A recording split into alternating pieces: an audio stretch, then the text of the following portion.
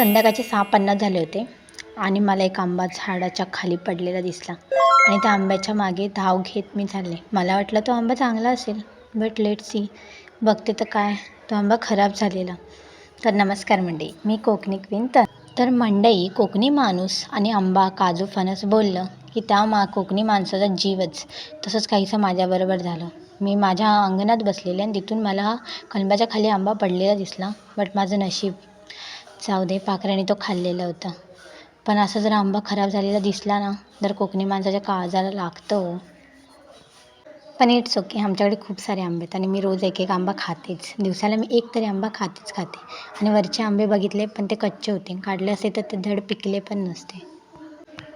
मग मी दुसऱ्या कलबाच्या इथे गेले बघायला की तिथे तरी आहे का पडलेला. तर बघते तर काय, तिथे पण एक आंबा असंच खराब होऊन पडला होता. पण तो खूप छोटा होता. उन्हाने बहुतेक तापून तो पडला होता. आणि आंबे आता खरंच उन्हामुळे खराब व्हायला लागलेत.